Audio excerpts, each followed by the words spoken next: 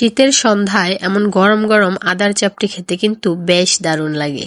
এটা উপরটা হয় ক্রিস্পি আর ভিতরটা হয় সফট।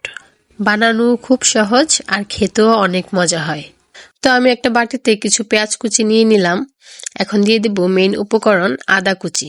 আমি আদাটা একটু মিহি করে কুচি করে নিয়েছি।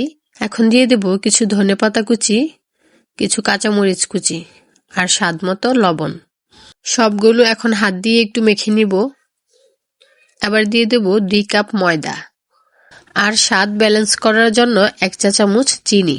এখন একটু একটু পানি দিয়ে মেখে আমি একটা ডো তৈরি করে নিব। ডোটা এমন ভাবে তৈরি করতে হবে যেন বেশি পাতলাও না আবার এত ঘনও না। তা আমি এভাবে গুলে নিয়েছি, দেখেই বুঝতে পারবেন। এবার একটা প্যানে 1/2 কাপের চেয়ে একটু কম তেল দিয়ে দিব। তেলটা পুরোপুরি গরম হওয়ার আগে আমি ডোটা প্যানে দিয়ে দিব আর হাত দিয়ে একটু ছড়িয়ে দিব। প্যানটা যখন গরম হয়ে আসবে চুলার আঁচটা আমি মিডিয়ামে দিয়ে দিব। এবার উল্টিয়ে পাল্টিয়ে ব্রাউন করে ভেজে নিব।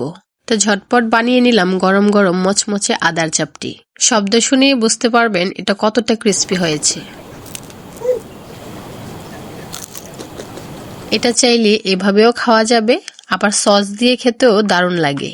আর খাওয়ার সময় আদার ফ্লেভারটা অসাধারণ লাগে।